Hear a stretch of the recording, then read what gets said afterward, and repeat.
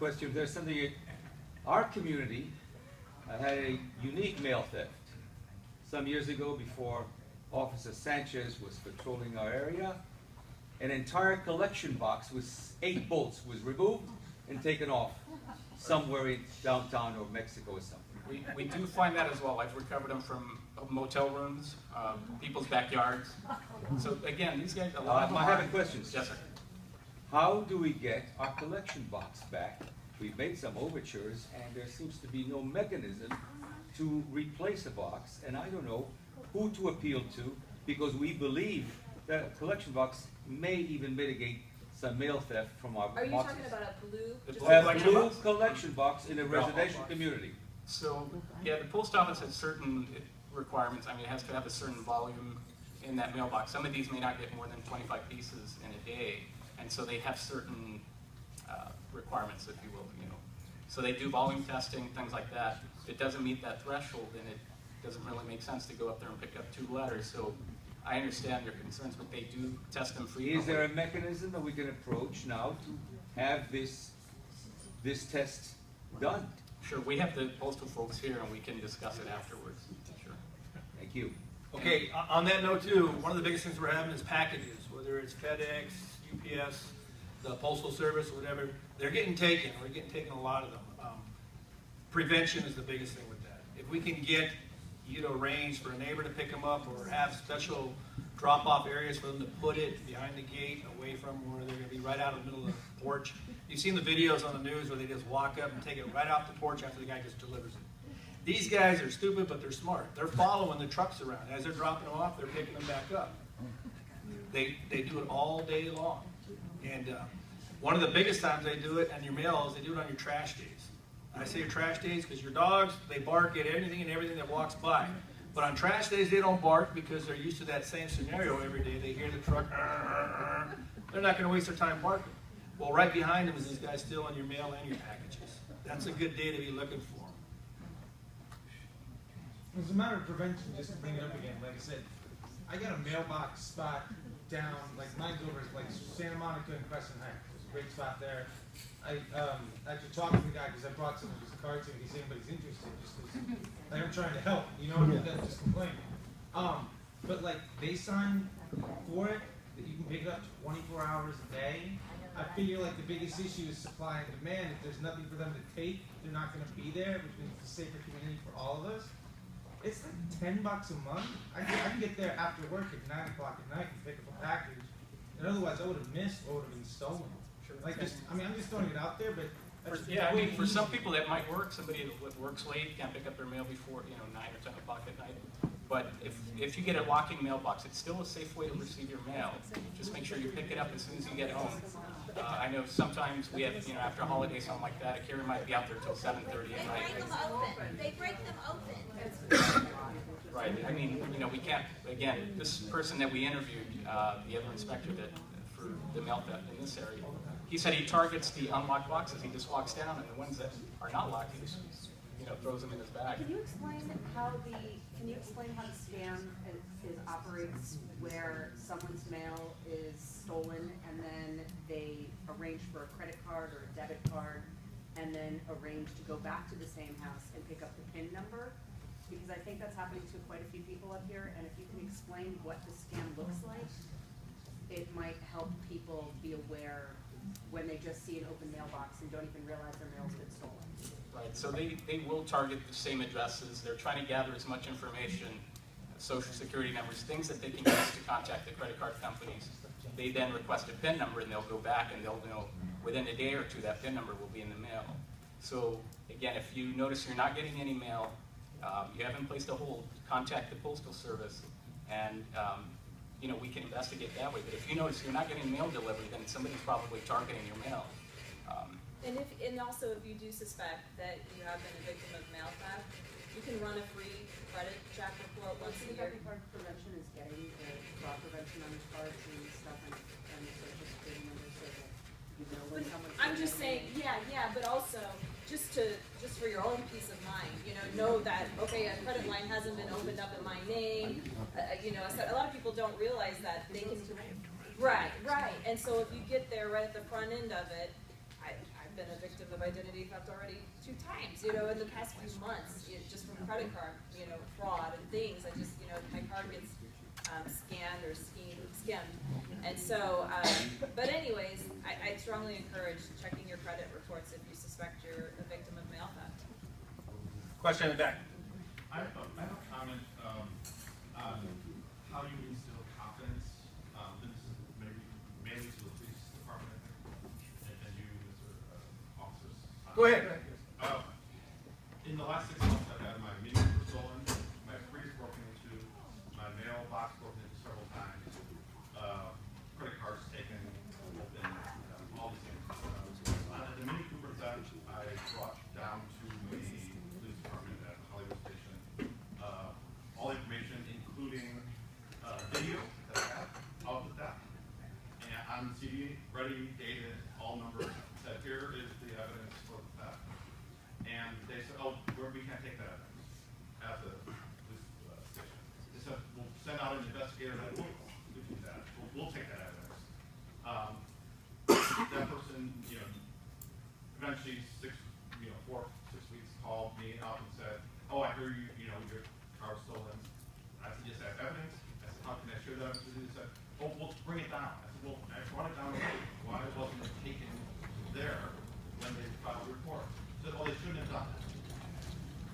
I said, well, can you come out and visit me and pick up the evidence? He said, sure. So, he said, when can I do that? I said, any day but Wednesday. He called me on Wednesday and says, can I come down today? And I said, any day but Wednesday. Never heard from her again. So I have a lack of confidence a little bit that if I have evidence and I'm sharing it with you, that I'm actually, you're not going to take the evidence. It appeared to me that maybe you were overworked, you didn't have enough funds, or you don't want to deal with the evidence. And so I'm a little bit resistant now to share evidence with the police department because I don't think it's actually going to take it. Well, I got to apologize for whoever's at the desk doing that to you because that's not how it's supposed to work. And if you have their name, I'd like to have it. On top of that, if you ever have that again, call me. I'll come out and get it myself. I'll take the report myself. Anybody in here knows that I've taken reports for him. And you can also call my office. Feel free to call my office, and we could be the intermediary as well. Yeah, and for me, it's not about the individual case. You know, I look at things, Right. If something happened once, it predicts what's going to happen next. I'll give you a real quick example. Up on Lookout last, was it 2 nights ago? Or no, 3? Sunday night. We had a crime wave of break-ins in houses. I responded to one on Cornet Drive. They called the station to get a unit to go up there. It was an investigation. Meaning the house got broken into and the suspects are gone, or bad guys are gone. I went up there. I said, you know what, I'll handle this call. I went and did the report myself and all that stuff. At the same time, there was another one calling out over on Lookout where they were actually next door reporting to the police that, hey, they're in the house now. We see the lights going on and everything. We got 2 units up there. By the time they got there, and we couldn't get an airship up there because it was a little foggy setting in. They won't go up at certain times, or helicopters, due to weather conditions. So they were on their own up there. When they got, they searched it. The guy was not in the house, or guys, girls, whatever was there. But they did break the back window to get in the house, and they did leave blood on one of the pieces of glass or shards. Well, the officers didn't book that, and maybe they just didn't know. They were young officers. At the same time, I got the call. I sent back up the next day. It was Monday, day off for me. I sent up that day the detectives to go book the evidence in the glass. So if you see something that you don't think is right, give us a call. We'll do a follow-up. They're not perfect, but they did respond. Yes? That was my neighbor from across the street from him. And, yeah. And he took me through the house and showed me the forensic evidence that hadn't been gathered yet. That does something real bad because I was up there I was actually up at Appian and Lookout. I was out there with binoculars looking at all the houses, looking for Academy Awards parties or Oscar parties. Is there any And update? I came back that way, and then I went back. By the time I got to the station, the call had came out. Yeah. Any update? With No, I don't have an update on it. Yes? Quick question, traffic real fast. Can we get the signs on Nichols Canyon like Outpost has where you can't turn going, 4-7 and, they have a bottom at the top. That's how they stopped it there. How do we get? That's the city engineer. We could always make that request. Contact me, I can make that request for you through the city engineer. They do a study and it's gonna be up to them. I request many types of traffic issues, you know, signs, something that, the community's asking for, something that I'm asking for. Many of the times it does not work out, the majority of the times it does not work out, but we can make that request. Because Nichols Canyon, you know, it's such a switchback road, it's very dangerous because people don't know how to, they drive down the middle because they're not used to all the curves and Well, there's no shoulders. it's not that they drive down the middle because they're not used to the curve, they're speeding.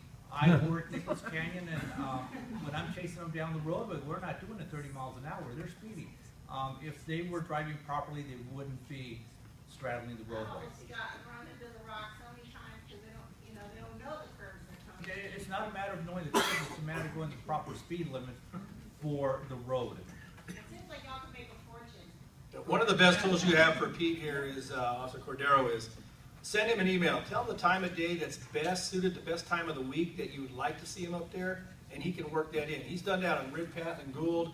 He's done that on Nichols. He's done it everywhere when they get those times, and this guy's writing full with the book. You guys know we do that all the time, but they are texting as well, so they're not just speeding, and we know it's a small, windy road, and it's, you know, half the time we need to find an out-of-the-box way to get people to stay on the right side of the road in all of our roads, because it's really getting dangerous. Councilman, can we work with you in your Yeah, office? and actually, I was just gonna say that, the officer is correct. You could contact my office as well. Catherine Lander's right over there, and she's working on several of the issues throughout the neighborhoods.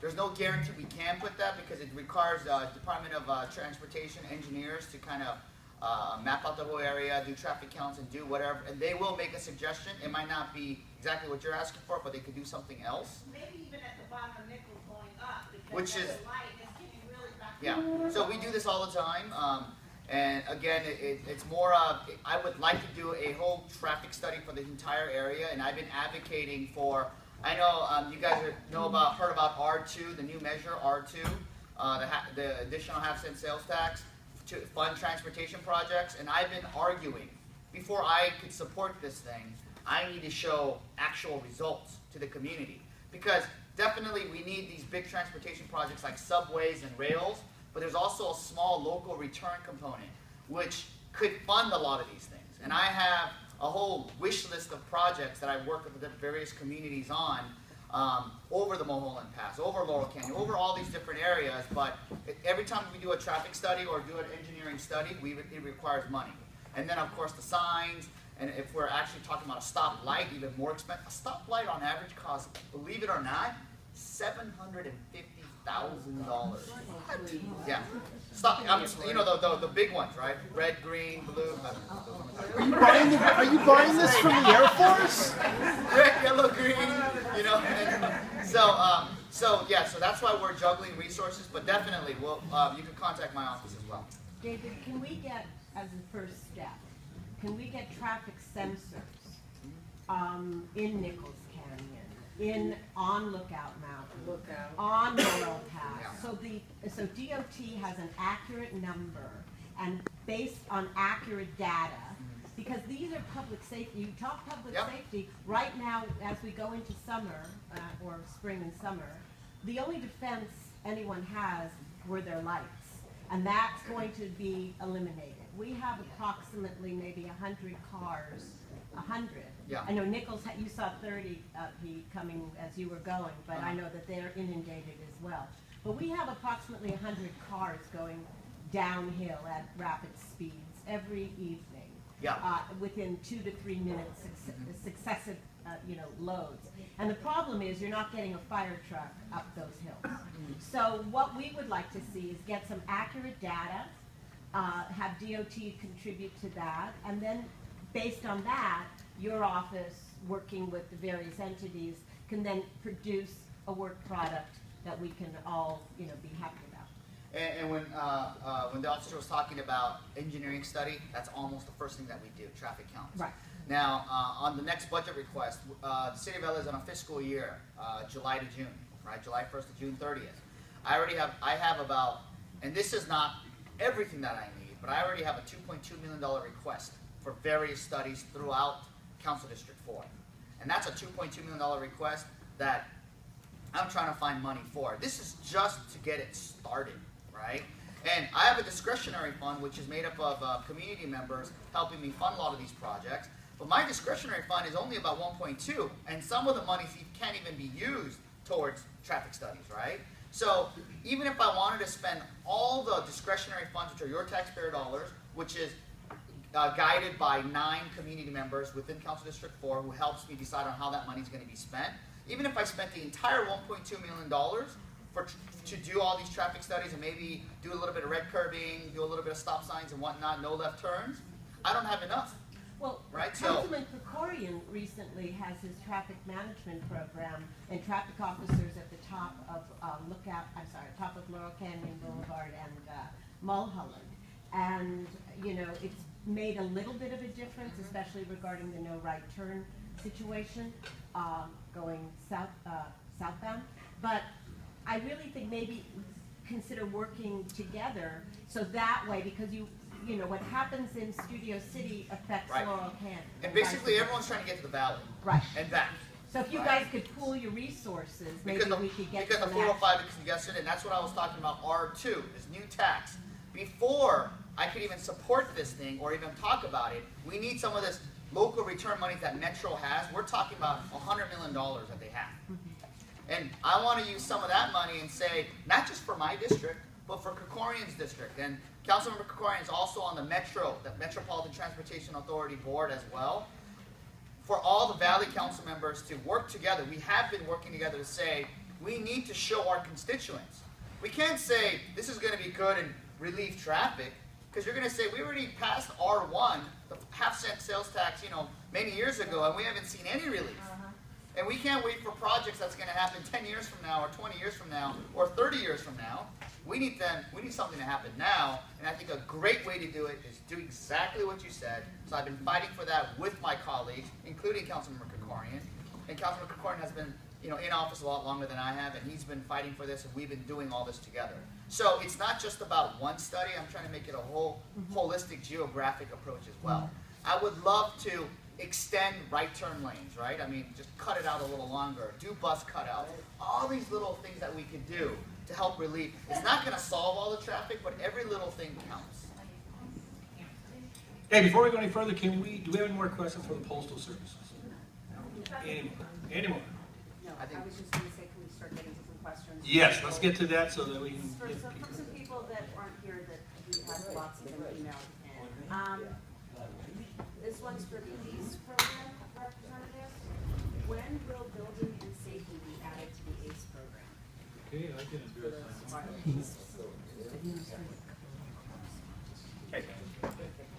Bill Mangan with the City Attorney's Office. The ACE program right now involves the Los Angeles Police Department and the Department of Animal Control. And if you look into the ordinance, it specifically says that if any additional departments, including housing and building and safety, are to be added for consideration, it has to go back to the council. There has to be a hearing. So that would have to be probably requested either through the department or through the council. But it's in the ordinance. It's a contingency, but we cannot accept any sites from any of them. This one's for LAPD and Animal Services. Apparently, there's an ordinance that states how many dogs a dog walker can have in there. There is not. Do we have Animal Services? Why don't you, maybe we could introduce? Yeah. Lieutenant Yvette Smith. Nope, you know, I'm just gonna stand here because it's a Three Stooge episode waiting to happen if I try and get over there. So, I'm Lieutenant Smith. I'm with actually the South LA Shelter, LA Animal Services. Captain Bowers couldn't be here, and he's in charge of the West LA Shelter, so I'm more than happy to make all kinds of promises that I don't have to fulfill. But as far as the dog walking ordinance, I don't know anything about that. So there isn't an ordinance Not that my says. understanding, nothing that we enforce. So one person can have as many dogs in their. As long as they're under control of a competent person on a leash no longer than 6 feet. No, I'm talking about a person, this was specific to going to the dog park. Right. And dog walkers sometimes bring as many as 12 dogs per person. They do, and it's an issue. But if they can control all 12 dogs, I mean, there's no ordinance. One of the things we can deal with on that is the vehicle section codes as far as how many they can transport in a vehicle. And that's a big issue. It's generally known that they have to be able to circle around in the car. They can't be too crowded. And I know it's been like 9 or 10 to like a pickup, and these guys got 15 to 20 in these trucks. Well, that seems to be the problem is that the anticipated uptick if Runyon's closed, is that going to draw? Yeah, we're going to bring up that question, or that, as you guys all know, if you haven't heard, Runyon Canyon will be closing for a short duration. Councilman, would you like to talk about that? Sure, I yeah. don't steal his thunder because this is his project. You know, it is a, well, you can steal it all you want. I know everybody's scared about this, and you know, Runyon Canyon is one of the most beloved parks, heavily visited park, like many other parks in our city. It is a public safety issue. We are trying to be proactive. It's a mile of pipeline, and there is 13 miles of pipeline in the city of LA that's graded F. And this is one of them. And this is 1/13 of the city's graded F pipeline. So this is ready to burn. I mean, there's already been, in the last 10 years, they patched up, you know, little patchworks here and there, 34 leaks. This is a disaster waiting to happen. Last thing I want is for it to burst, create a huge sinkhole or whatnot during, let's say, summer when it's most traveled. Someone getting hurt, maybe bursting at 3 a.m. where the water keeps on overflowing and damages additional homes that could happen in the Appian Way. And if it happened, and when it bursts, it takes even longer to fix. So this is the fastest way we can get it done. We're projecting 4 months. We're going to do everything we can. I got EWP focused on getting it done sooner than later. We're trying to get it done before summer because that's the peak season. We're also going to be saving $2 million. So this was, you know, I know it's going to be difficult for everyone, and I know it's going to, we're directing folks to Franklin Canyon, Fryman Canyon. Well, not Franklin, we're trying Fryman. I know, and Will Laker Park. Okay, so, and it's going to be hard for everyone for the short term, but this is seriously a public safety issue, and we want to be proactive. We're going to save money, and it's going to get done faster. If we did partially, it's going to take much longer, and it's going to be twice as expensive. So this is the best way to go. I mean, I really appreciate your support. If there's any questions, you can definitely call my office.